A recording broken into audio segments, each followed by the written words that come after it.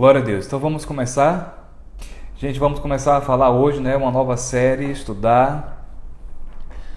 Foi um tempo glorioso, né? Até semana passada, estudando o livro O Espírito Santo e Você, trabalhando juntos com uma dupla dinâmica do céu. Hoje nós temos aí uma nova oportunidade, uma nova série para a partir de agora.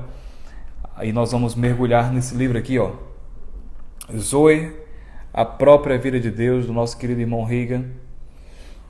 Então, que livro fantástico, que livro maravilhoso. É fininho, ó.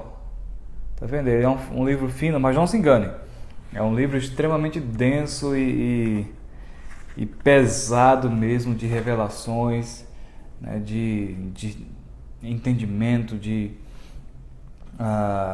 sabedoria, né? Acerca daquilo que é a vida de Deus, a própria vida de Deus, do que ela faz, produz em nós. Eu estou com muita expectativa, né? Não somente por começar hoje, mas pela continuidade daquilo que vamos vivenciar juntos, né? Mergulhando nessas instruções. Hoje, fazer um panorama aqui do primeiro capítulo. E antes de começar, né, nesse primeiro capítulo, essencialmente, tem uma profecia aqui que o irmão Reagan ele fez no ano de 1980, 19 de outubro de 1980. Eu quero ler essa profecia para você, amém? E assim como ele começa o livro com essa profecia, então eu quero começar essa série também com essa profecia, amém? Então, fica ligado, a profecia é essa: não te desanimes, se a verdade não resplandece de uma só vez no teu espírito. Continua a meditar nos grandes fatos da palavra. Quanto mais meditares no que está escrito, quanto mais meditares no que é dito por aqueles que falam sob a unção do Espírito Santo, a unção e inspiração do Espírito, então, paulatinamente, a beleza de Cristo tornar-se-á real em ti. E, quando ela dominar o teu íntimo e o teu homem interior, ela tomará forma em ti e conformará o teu ser. E assim não mais sentirás fraqueza espiritual. Tornar-te-ás forte e estarás apto a permanecer firme. E com afinco trabalharás para o Senhor. Lembra-te, foste chamado para reinares e dominares na vida, como rei por intermédio de Jesus Cristo. Permanece firme, não voltes atrás. Procura compreender a realidade da fé. Que a tua mente esteja sempre pronta a dizer: ó bendito Espírito Santo, revela a verdade ao meu espírito, para que eu possa permanecer firme na provisão sempre plena do Pai Celeste. Ele é o meu Pai, eu o amo e Ele me ama. Então, tornar-te-ás o que Ele espera que te tornes. Levantar-te-ás ao nível dos plenos privilégios, direitos e da autoridade como filho de Deus. Regozija-te e alegra-te. Fala a palavra de Deus. Dirige-te às circunstâncias adversas. Repreende-as e elas desaparecerão. Fala às tormentas que aparecem nos horizontes da vida: aquieta-te, e a calmaria chegará. Tu és filho do rei. Assume esta realidade, então poderás dizer: graças te dou, Senhor Jesus. Amém, queridos? Que profecia maravilhosa, hein? Glória a Deus. Profecia dada pelo irmão Reagan, em 19 de outubro de 1980, na Hamel Bible Church, em Tulsa, Oklahoma. E aí ele começa o livro, né, primeiro capítulo, falando sobre a vida Zoé, né, e de fato explicando o que é Zoé. E aí eu vou fazer uma condensação desse capítulo, né. Ele basicamente, o irmão Reagan fala aqui sobre o que é a vida Zoé, e traz alguns textos que eu quero ler com vocês aqui, e depois ele faz um paralelo, né, ele faz uma explicação, né, e como sempre, né, quem é a leitor assíduo do irmão Reagan sabe o quão contundente ele é no que diz respeito à obra do Espírito Santo, à vida cristã, à vida com Deus, né? E em paralelo, colocando isso sempre como um ponto, né, que agrada ao Senhor. Paralelamente, a vida na carne, a vida de pecado, desagrada ao Senhor e não é mais a nossa realidade. Então ele fala sobre a vida de Deus, a vida Zoé, o que ela é, o que significa, e num paralelo, né, como nós devemos identificar essa vida, onde ela está habitando, onde ela está atuando e qual é a força que ela passa a desenvolver na nossa vida como um todo. E aí, o primeiro texto que ele cita é João 10:10. Eu vim para que tenham vida e a tenham com abundância. Então, palavras de Jesus falando sobre o que ele veio fazer, né? E aí tem essa máxima. Jesus veio fazer o que aqui na Terra? Ele veio curar pessoas? Ele veio ensinar pessoas? Ele veio fazer milagres acontecerem?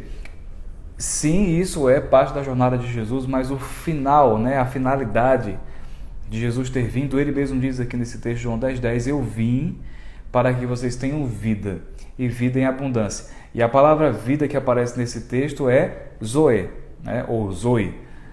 Eu particularmente chamo mais Zoe. Então, Zoe é a vida que Jesus veio dar, a vida que Jesus veio transmitir da parte de Deus para todos aqueles que estão agora unidos a Ele por meio do sacrifício de Jesus, por meio da redenção que foi conquistada na cruz. Então, essa vida foi exatamente o que Jesus veio nos dar, foi o que Ele veio nos conferir ao estar nessa terra, ao vir para essa terra. Amém? Então Ele diz, eu vim para que vocês tenham vida em abundância. Então esse é o ponto final, esse é a finalidade, é o centro daquilo que Jesus veio realizar aqui, vida de Deus sendo transmitida para nossos corações.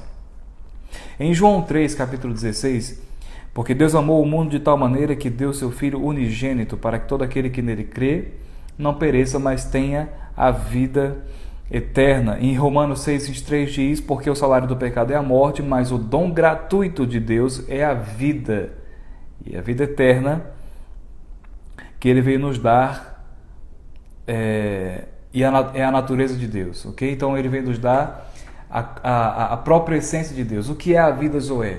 A vida Zoé é a essência de Deus, é a vida do próprio Deus, agora lançada, né, sendo colocada na nossa vida, no nosso coração.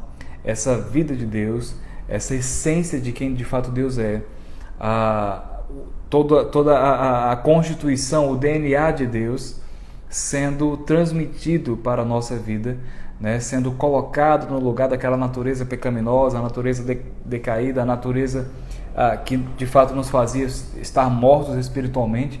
Então, a vida de Deus, a vida que Jesus veio trazer é essa vida que nos ressuscita para Deus e que coloca em nós os traços do DNA de Deus.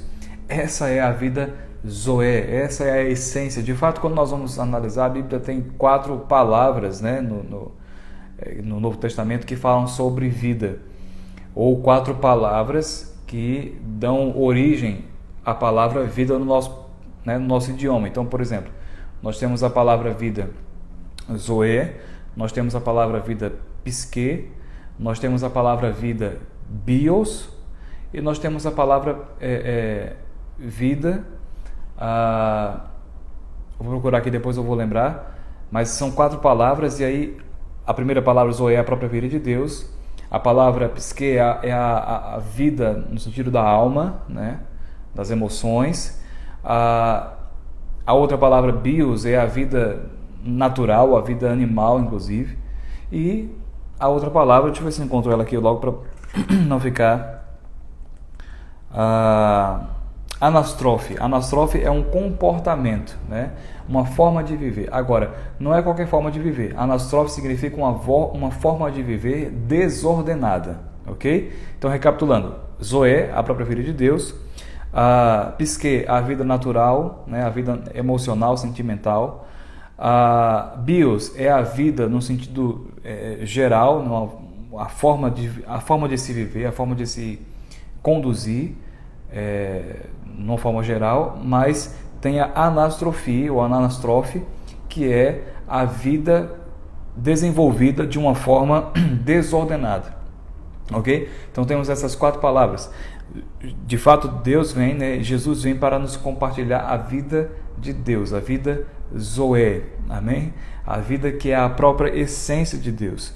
E aí o irmão Rega fala uma coisa aqui que eu acho maravilhosa. Ele diz: não importa que estilo de vida ou comportamento você tenha adotado, se não tiver a vida eterna, a vida Zoé, coisa alguma lhe servirá. Eu vou ler de novo.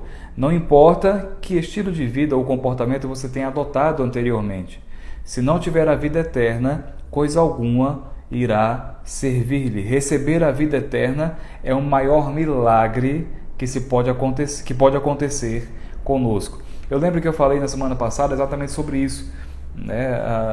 Mais poderoso e impactante do que uma pessoa ser curada de um flagelo no seu corpo é de fato uma pessoa nascer de novo, porque esse milagre, esse tipo de milagre só pode acontecer por causa de um grande e explosivo poder que vem apenas pelo Espírito Santo, né? Que veio pelo Espírito Santo, ressuscitou Jesus dos mortos e que continua atuando e operando sobre a face da terra.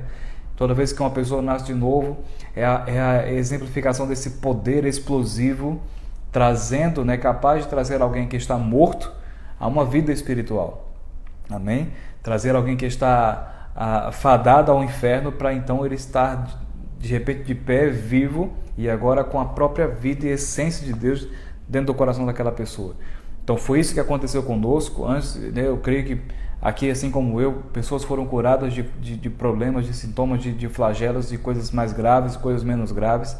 O fato é, por mais que tenhamos desfrutado ou até visto pessoas serem curadas miraculosamente, o maior milagre que se pode ter notícia sobre a face da terra é o novo nascimento. Amém, gente? É o compartilhamento da vida, e não de qualquer vida, mas da vida de Deus com o nosso coração, nos trazendo de fato a uma verdadeira forma de viver. Amém? Não uma vida desordenada, não uma vida bios, né, que é uma vida natural, normal, uma vida que todo mundo vive. Não, a vida Zoé, ela nos tira de uma classificação da vida normal e comum para nos colocar na classificação da vida do tipo de Deus. A essência, a natureza que está no coração de Deus, a essência que é o próprio Deus, né, diluída em nossa vida, em nossa constituição espiritual. Então é por isso que nós podemos fazer coisas, uma vez que nascemos de novo, que nós não conseguimos fazer antes, quando não éramos nascidos de novo. Hoje, como novas criaturas, nós podemos falar a verdade, nós podemos andar em justiça, nós podemos ter comunhão com Deus, nós podemos ter fé, né, e crer, e acreditar, e andar, e agir com base em uma coisa que nós não vemos com os nossos olhos naturais, algo que era impossível quando nós não éramos cristãos, quando não éramos crentes, quando não tínhamos a vida de Deus operando em nós. Era simplesmente um absurdo poder ou pensar, né, eu vou fazer algo porque eu creio em fulano. Não, uma coisa que eu não consigo ver, isso não era tão fácil, isso não era absolutamente, às vezes até impensável para algumas pessoas, para outras era uma coisa mais fácil de aceitar, mesmo assim não era tão fácil de praticar. Agora, quando nós nascemos de novo, a própria essência, a vida de Deus, ela passa a habitar em nossa constituição. Então ela é a nossa constituição. O DNA de Deus agora é a nossa constituição espiritual, e aí é possível fazermos isso. É possível nós crermos em primeira mão, né? Cremos que Jesus, ele veio à Terra, ele morreu naquela cruz, ao terceiro dia ele ressuscitou, com base única e exclusivamente naquilo que nós lemos na palavra e naquilo que entrou no nosso coração, através daquilo que nós ouvimos de alguém falando, porque de fato nem você nem eu vimos isso acontecer. Mas Jesus diz para Tomé naquele dia: mais bem-aventurado é aquele que não vê, mas crê. Amém?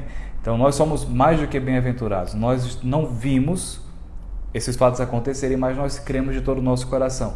Somente a vida de Deus, queridos, pode nos projetar a uma vida como essa, a um comportamento como esse, a mudar os nossos valores, a mudar as nossas atitudes, a mudar os nossos princípios e até mesmo a nossa personalidade, por causa de algo que nós acreditamos que é melhor.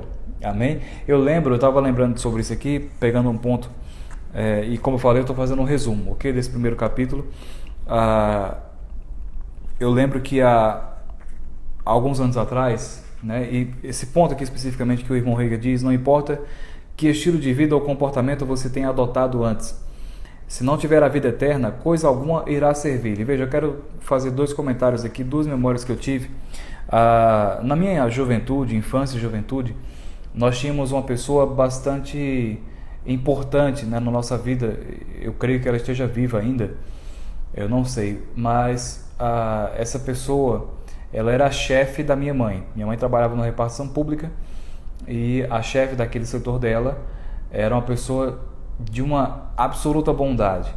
E ela ajudava todas as pessoas e ela, enfim, compartilhava tudo aquilo que ela tinha. Ela tinha bastante posses, né?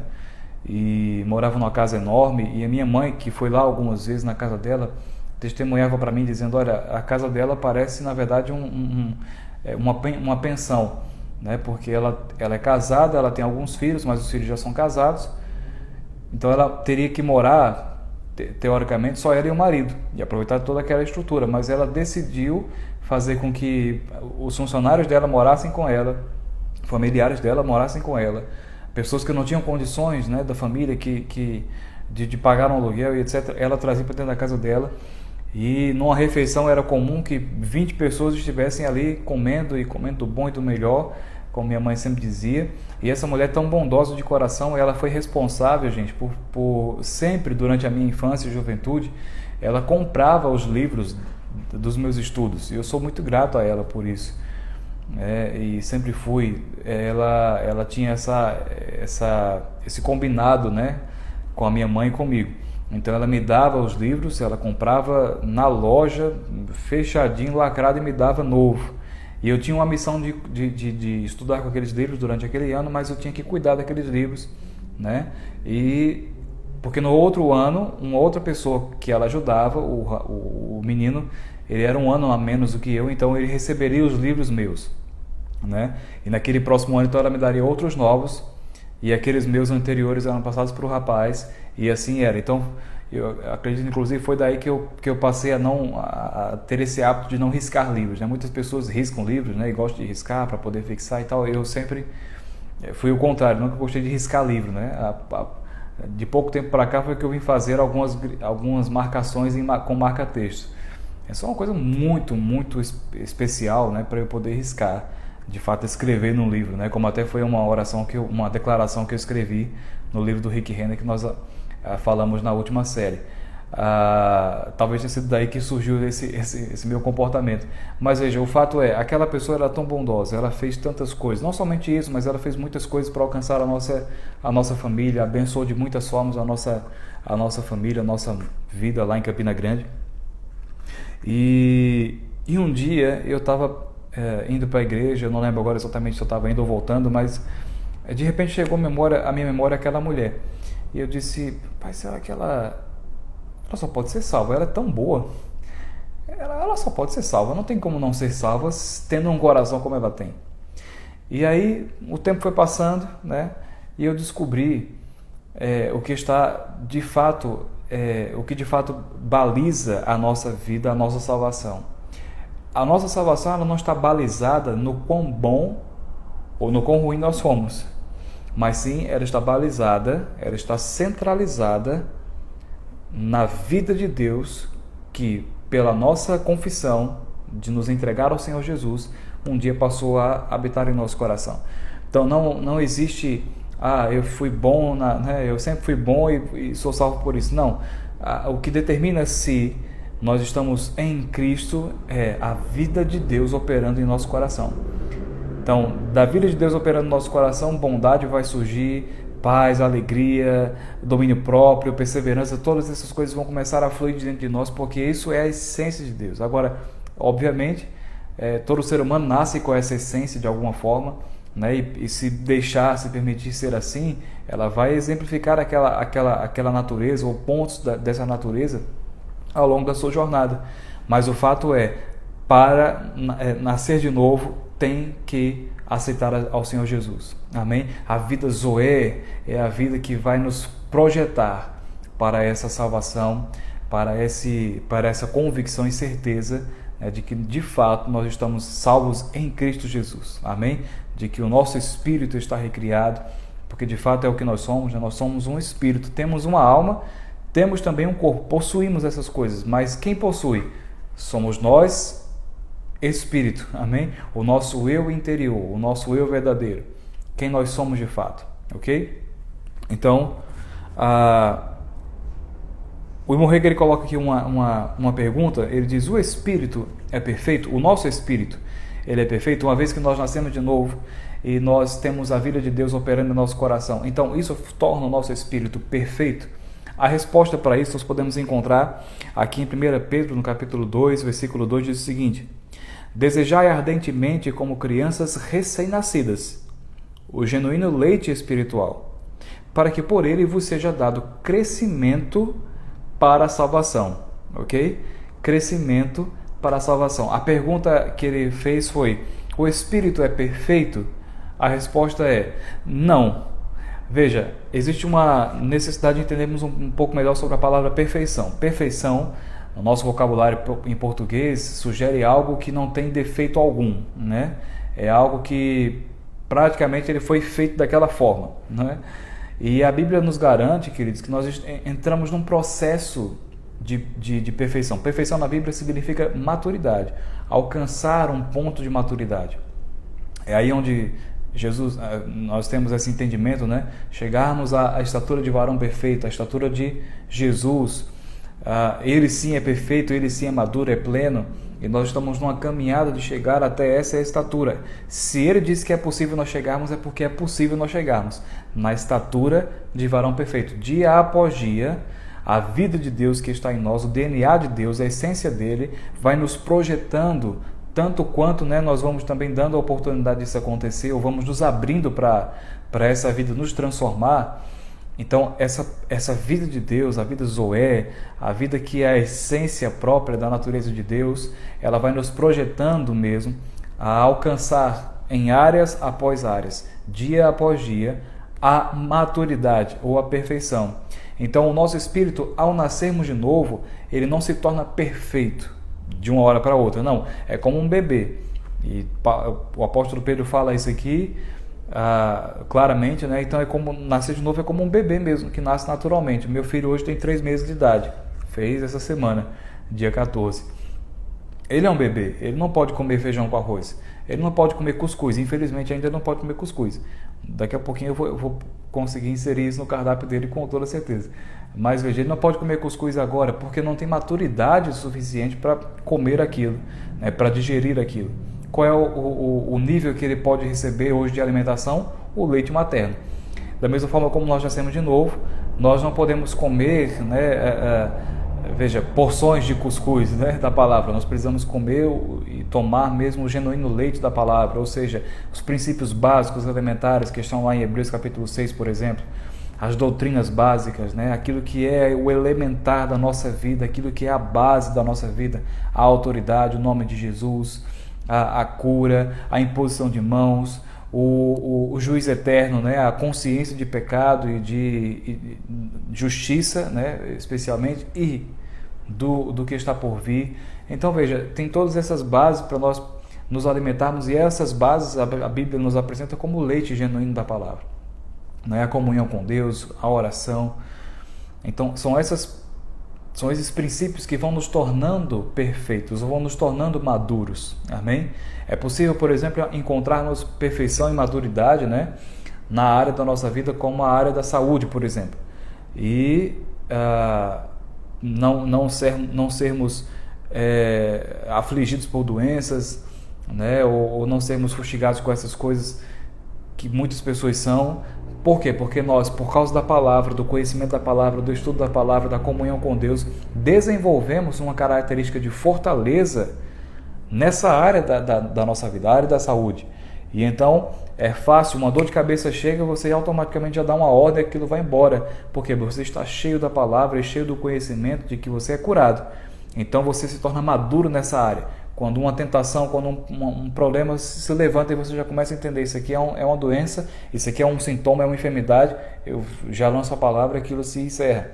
No outro lado, você pode, ao mesmo tempo que é maduro numa área, ter dificuldades, né, ou não ser tão maduro em outras áreas, a área emocional, por exemplo, o relacionamento interpessoal.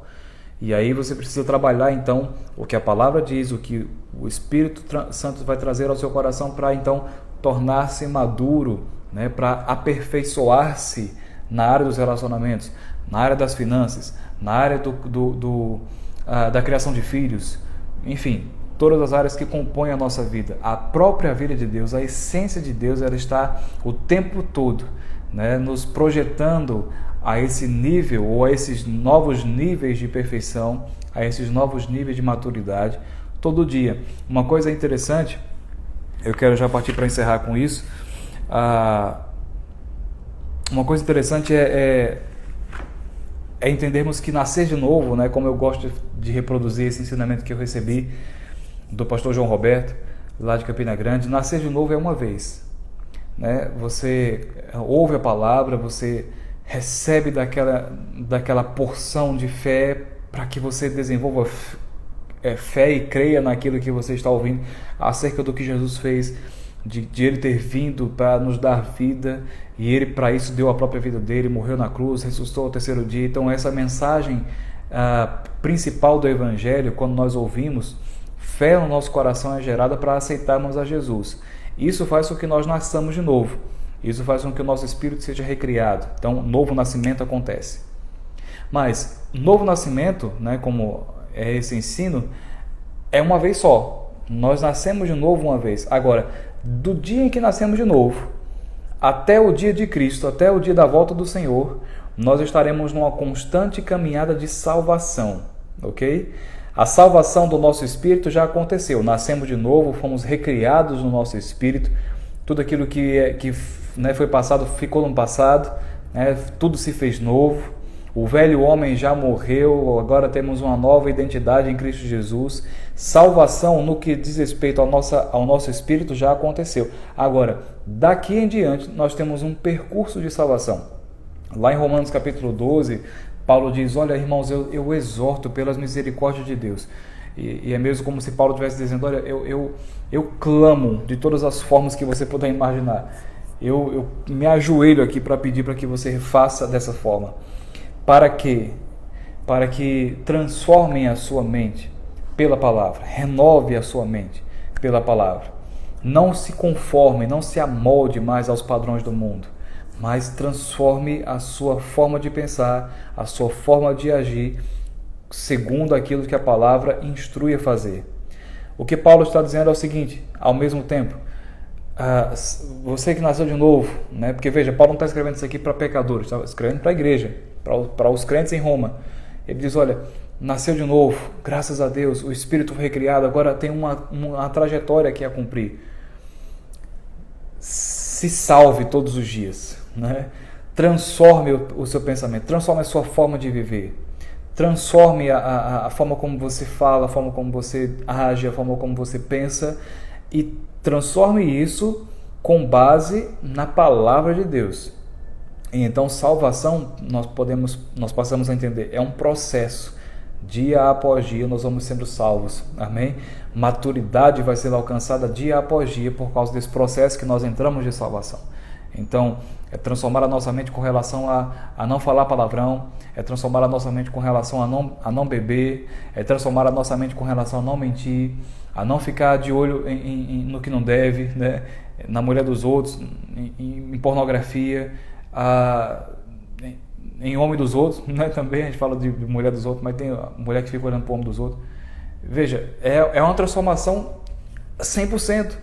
Coisas que vão transformar a nossa vida, querida. A própria vida de Deus, ela vai nos convocar a uma mudança que vai muitas vezes transformar até mesmo aquilo que nós sempre pensamos que era o ideal ser. Jeitos de ser, jeitos de falar, jeitos de agir, de comportar. Veja, porque reputávamos isso como sendo a nossa essência, a nossa personalidade. Mas veja, se a nossa personalidade ela não está em linha com a palavra, então ela tem que ser mudada. Ela precisa ser confrontada. Eu lembro de um exemplo, essa foi a segunda memória que eu tive ao ler esse texto, ao reler essas verdades. Há muitos anos atrás, lá em Campina Grande, eu tinha esse rapaz, eu não o conhecia muito, né, a fundo, mas tínhamos ali um certo relacionamento. E eu lembro que se eu não me engano, o departamento que ele queria atuar era o de música. Eu não lembro exatamente qual era o departamento, mas eu creio que fosse o de louvor. Aí, veja, ele queria entrar no departamento e queria fazer parte daquela época, não podia da forma como ele estava, né? Ele usava um cabelão bem grande, todo bagunçado, uma barba por fazer, e era uma coisa bem engraçada.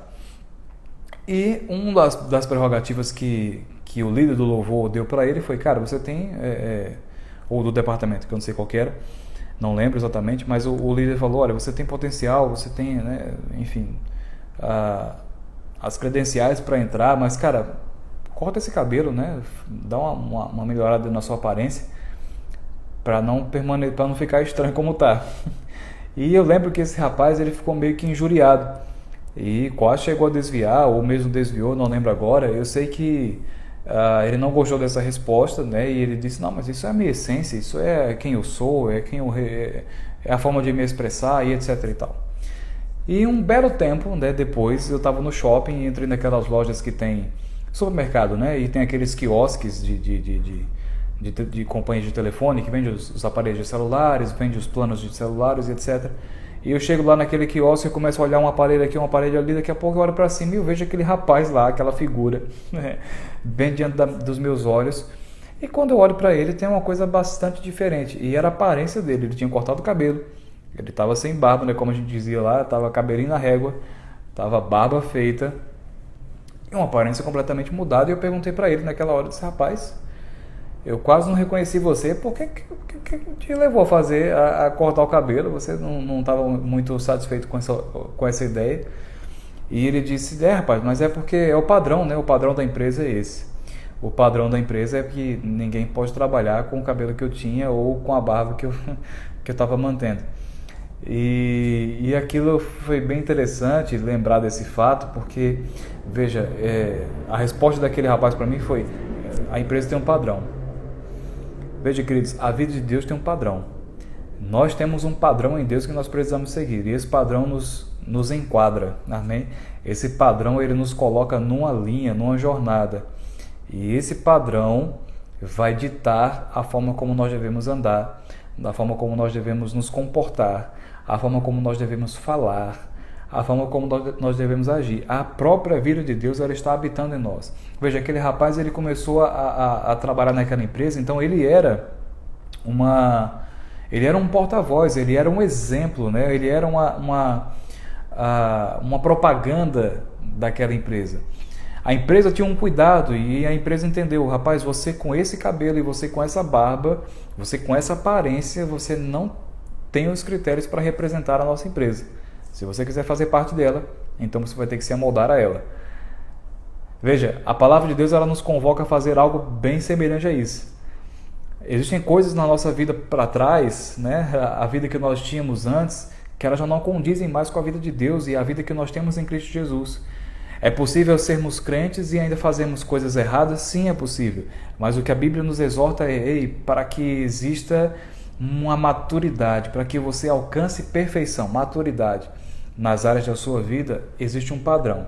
E Paulo diz: eu rogo pelo amor de Deus que vocês se ajustem a esse padrão da palavra. Deixe de lado, deixe de fora a forma como vocês agiam e atuavam lá fora, enfim, os padrões do mundo, mas se amoldem, se ajustem, né? Transforme o que tem que transformar, fale o que tiver que falar, deixe de falar aquilo que não pode mais falar, mas se amolde ao padrão do reino de Deus, da vida de Deus, a vida Zoé, a vida excelente, a própria essência de Deus.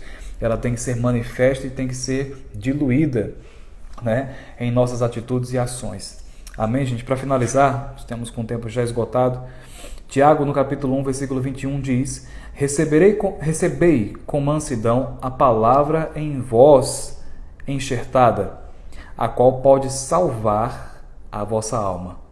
Olha que texto fabuloso. Recebei com mansidão a palavra em vós enxertada, a qual é apta para salvar a vossa alma. Nascemos de novo, aceitamos a Jesus, nosso espírito foi recriado e salvo. Glória a Deus por isso.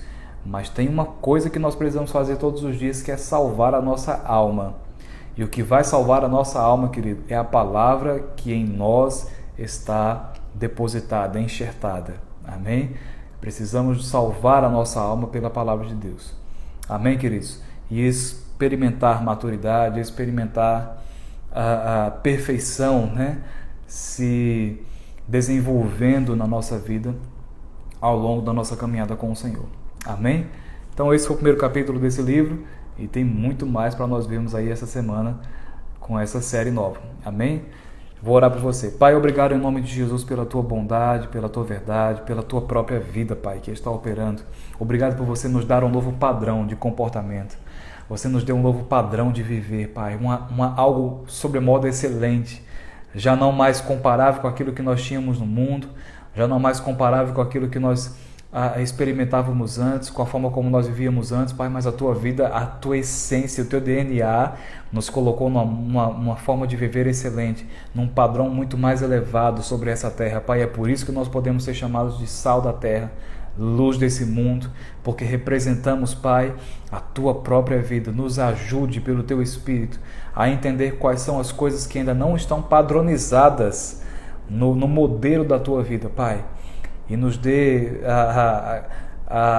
esses entendimentos, Pai. Nós queremos, pela força que temos em Ti, excluir de nós essas coisas, aquilo que não convém, aquilo que não é representativo da Tua vida em nossas vidas, Pai, para exemplificarmos mesmo, Pai, para demonstrarmos a Tua própria essência através de nós e em nós, em o nome de Jesus.